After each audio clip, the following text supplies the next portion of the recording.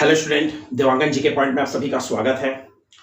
दोस्तों, आज हम आपके सामने एक नया सब्जेक्ट लेके आ रहे हैं जो सीजी पीएससी का जो प्यून की भर्ती होने वाली है संडे को, उसके लिए आपको बहुत ही ज्यादा उपयोगी साबित हो सकता है।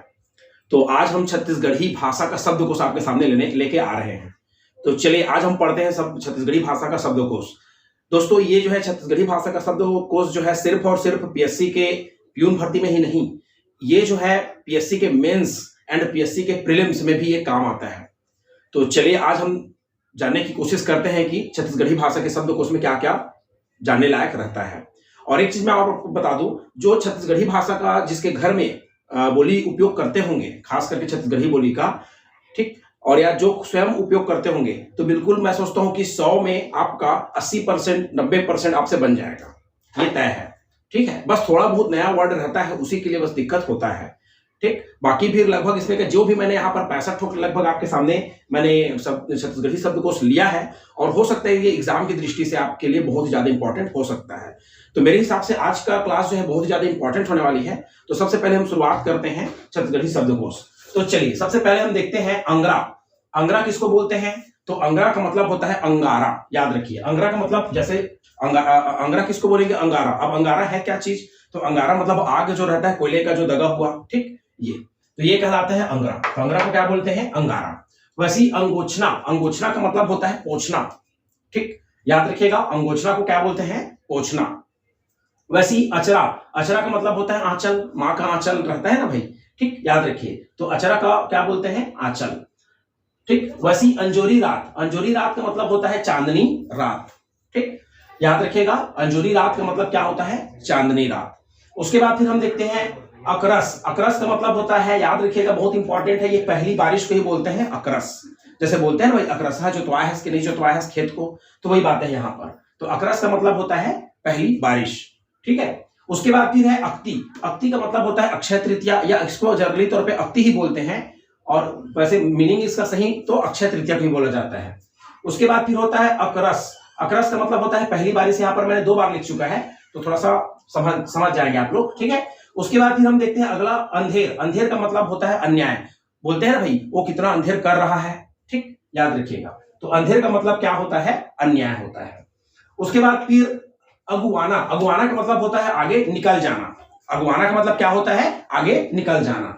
ठीक है, अगुवाना, वो अगुआ के बोलते हैं ना भाई, तो वैसी टाइप का यहाँ पर वो आगे निकल गया है। ठीक, तो यहाँ पर अगुवाना का मतलब होता है आगे निकल जाना। उसके बाद फिर है अचोना। अचोना का मतलब होता है, जनरली तौर पे हम खाने के बाद क्या करते हैं? मुंह हाथ धोते हैं, तो उसी को बोला जाता है अचोना का मतलब खाने के बाद मुंह हाथ धोना। ठीक है, जैसे आप खाना खाते हैं तो आप हाथ धोते हैं ना, मुंह और हाथ को, तो वही कहलाता है अचोना।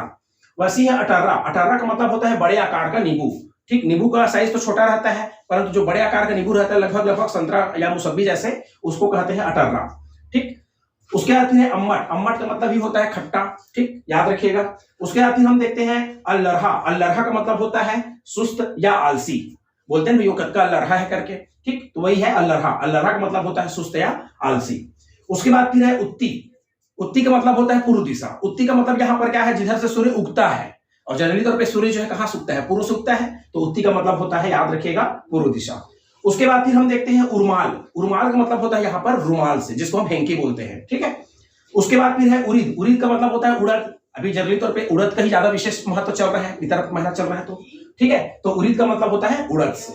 उसके बाद फिर होता है एक कणिक। एक कणिक का मतलब होता है थोड़ा सा। ठीक, याद रखिएगा, एक कणिक का मतलब क्या होता है? थोड़ा सा।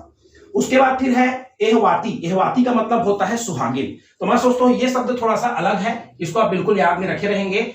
एहवाती का मतलब क्या होता है? सुहागिन। ठीक, उसके बाद फिर है ओन्हा। ओन्हा का मतलब होता है कपड़ा। ये पेपर में पीएससी में मेंस में आया हुआ क्वेश्चन है, और कभी कभार पीएससी प्रीलिम्स में भी दिखा हुआ है। ठीक है, तो याद रखिएगा। तो ओन्हा का मतलब होता है कपड़ा। उसके बाद फिर हम देखते हैं ओन्हारी। ओन्हारी का मतलब होता है रबी फसल। ठीक है, याद रखिएगा, ओन्हारी का मतलब क्या है यहाँ पर? रबी फसल।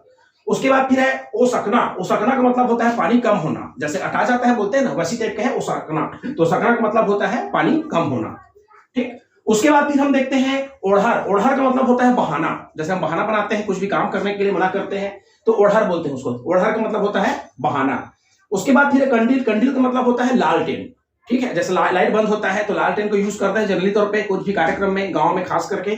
ठीक है, तो ये कंडील उसी को ही बोलते हैं। तो कंडील का मतलब होता है लालटेन। उसके बाद फिर है किंजरना। किंजरा का मतलब होता है घूमना, ठीक है, याद रखिएगा, जैसे घूमना फिरना होता है ना, तो उसी को बोलते हैं किंजरना, ठीक। उसके बाद फिर है ककादाई। ककादाई का मतलब होता है दादी, ठीक है, याद रखिएगा। यहाँ पर वैसे काका का मतलब होता है चाचा, ठीक।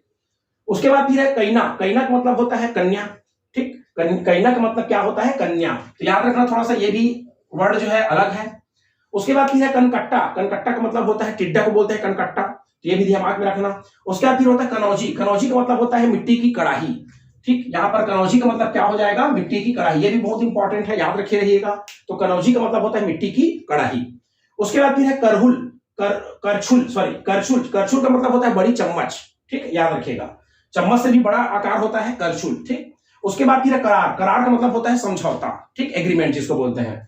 उसके बाद फिर होता है कलेवा। कलेवा का मतलब होता है पकवान, ठीक है। उसके बाद फिर है अगला कुकरी कुकरा। कुकरी कुकरा का मतलब होता है मुर्गी मुर्गा, ठीक, याद रखिएगा। उसके बाद फिर है कुटहा। कुटहा का मतलब होता है लतखोर, बोलते हैं भाई एकदम ज्यादा मतलब बात नहीं मानता, ठीक। लतखोर मतलब बोलते हैं लातों के देवता बातों से नहीं मानते, वैसी टाइप का बोलते हैं। तो वहां पर उस वर्ड का यूज करते हैं कुटहा पड़ गए करके, ठीक है, याद रखिए। तो कुटहा का मतलब होता है लतखोर।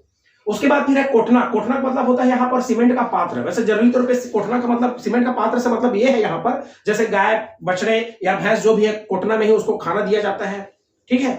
कोढ़ा है, भूसा है या भूसी है, जो भी है, ठीक है, तो उसी को ही बोलते हैं कोठना।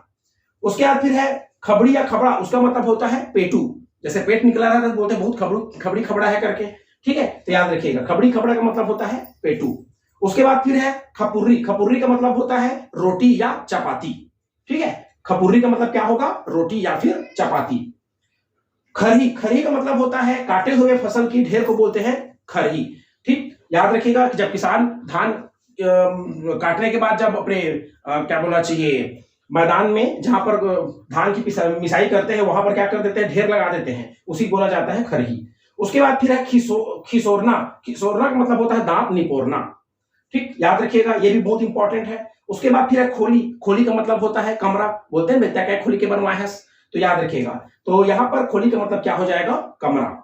उसके बाद फिर है गांसा। गांसा का मतलब होता है बड़ा खेत, तो ये भी एक नया वर्ड है, थोड़ा जानने के लिए आपको याद रखिएगा। गांसा का मतलब होता है बड़ा खेत, बड़े खेत को बोलते हैं गांसा। उसके बाद फिर है खुराना। खुराना का मतलब होता है लंगड़ाना। उसके बाद फिर है गैती। गैती का मतलब होता है कुदाल, याद रखिएगा। उसके बाद फिर है, याद रखिएगा, गिया। गिया का मतलब होता है मित्र। मित्र को ही गिया बोलते हैं, याद रखिएगा। जैसे हम इधर दोस्त वगैरह बोलते हैं, वैसी टाइप का गिया का मतलब क्या होता है? मित्र।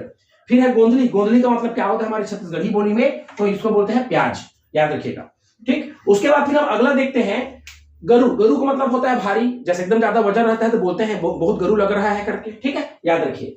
उसके बाद फिर है गरेर। गरेर का मतलब होता है धूल भरी आंधी को बोलते हैं गरेर। ये भी एक नया वर्ड है, थोड़ा जानने लायक, याद रखिएगा। गरेर का मतलब क्या होता है?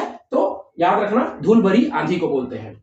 उसके बाद फिर है गुन्ना। गुन्ना का मतलब होता है विचार करना, जैसे मन में गुनते रहते हैं, कुछ भी बात करते रहते हैं, अपने मन में क्या रहता है? गुनते रहता है, सुनता नहीं, तो उसी बोलते हैं विचार करना, ठीक। उसके बाद फिर है गुरहा। गुरहा का मतलब होता है गुड़ से बना हुआ जो भी मिष्ठान है, पकवान है, वो कहलाता है गुरहा। उसके बाद फिर है घठौंधा। घठौंधा का मतलब होता है स्नान करने का स्थान। यहाँ पर मैं थोड़ा सा गड़बड़ लिखा हूं, उसको सुधार लेंगे।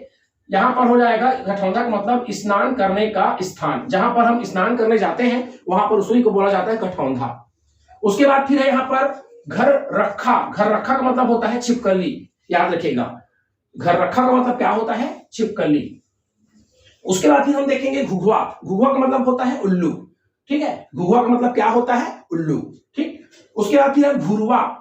यहाँ पर है घुघुआ, उसका मतलब उल्लू, परंतु यहाँ घुरवा। घुरवा का मतलब होता है कूड़े का ढेर, ठीक, याद रखिएगा। गांव में ये सभी ज्यादा करके आजकल दिखाई देता है, ठीक। उसके बाद फिर है चंट। चंट का मतलब होता है चंचल या चतुर, बोलते हैं भाई ये लड़का बहुत ज्यादा चंट है करके, ठीक, इसका मतलब उसको चंचल या चतुर से संबोधित किया जाता है। उसके बाद फिर है चातर। चातर का मतलब होता है समतल, याद रखिएगा, ये भी बहुत ही अच्छा वर्ड है। चातर मतलब होता है समतल जमीन। उसके बाद फिर है चिरपोटी। चिरपोटी का मतलब होता है रस भरी, याद रखिएगा। चिरपोटी का मतलब होता है रस भरी, ठीक। जैसे छोटे छोटे टमाटर रहता है, चिरपोटी टमाटर, उसी में ही रस भरा रहता है, उसी में इसका वर्ड यूज किया गया है, रस भरी। उसके बाद फिर है यहाँ पर चुंदी। चुंदी का मतलब है यहाँ पर बाल से, हेयर से, ठीक है, याद रखिएगा। उसके बाद फिर है जम्मो। जम्मो का मतलब क्या होता है? सब या पूरा। जम्मो संगवारी बोलते हैं भाई, याद रखिए। तो यहाँ पर जम्मो का मतलब क्या होगा? पूरा या सब। उसके बाद फिर है यहाँ पर जाता। जाता का मतलब होता है आटा पीसने का पत्थरों का उपकरण, जैसे जाता जतोई रहता है, ठीक, याद रखिए। तो जाता का मतलब होता है आटा पीसने का पत्थरों का उपकरण, ठीक। उसके बाद फिर होता है जोंधरी। जोंधरी का मतलब होता है भुट्टा या फिर मखना, या सॉरी भुट्टा या फिर मक्का, ठीक है, याद रखिए। ये बरसात में ज्यादा करके बिकता है मार्केट में, याद रखना। जोंधरी का मतलब ही होता है भुट्टा या मक्का। उसके बाद फिर है झड़ी। झड़ी किसको बोलेंगे? तो लगातार जो बरसात होते रहती है, जैसे बोलते हैं 2-4 दिनों से लगातार बरसात होते रहती है, तो बोलते हैं झड़ी कर दिया है भाई, 2 दिन हो गया, ठीक, याद रखिए। उसके बाद फिर है टकरहा। टकरहा का मतलब होता है आदी हो जाना, ठीक है, याद रखिएगा। यहाँ पर आदी का मतलब ये है कि टकरहा हो गया है करके बोलते हैं ना, जैसे बार बार वो खाने का टकरहा हो गया उसको, ठीक है, तो ये है। उसके बाद फिर है टन्नस। टन्नस का मतलब होता है तनाव, याद रखना, एग्रेसिव एक प्रकार का, ठीक। टन्नस का मतलब होता है तनाव। उसके बाद फिर ठलहा। ठलहा का मतलब होता है बिना काम का, ठीक है। ठलहा का मतलब क्या होता है? बिना काम का। उसके बाद फिर है डुडुम। डुडुम का मतलब होता है युवा, याद रखिएगा, ये भी एक जानने लायक है। डुडुम का मतलब क्या होता है? युवा। उसके बाद फिर है तरिया। तो तरिया का मतलब होता है, याद रखिएगा, तालाब। तो ये जो है आपको बहुत ही इंपॉर्टेंट है, ये एग्जाम की दृष्टि से, चाहे सीजीपीएससी का प्यून का भर्ती हो, कि प्रीलिम्स का हो, कि मेंस का हो, आपको यहाँ से क्वेश्चन बिल्कुल दिखाई दे सकते हैं और आते हैं बिल्कुल। और मैंने वैसे क्वेश्चन लिया है जो हमेशा आ रहे हैं, पेपर में आ चुके हैं, ठीक है। तो बिल्कुल इसको एक बार जाने से, एग्जाम में जाने से पहले इसको एक बार पढ़ के जाइए, ठीक। यही उम्मीदों के साथ आज की क्लास में बस इतना ही, मिलते हैं बाकी नेक्स्ट क्लास में, ठीक। Thank you and all the best.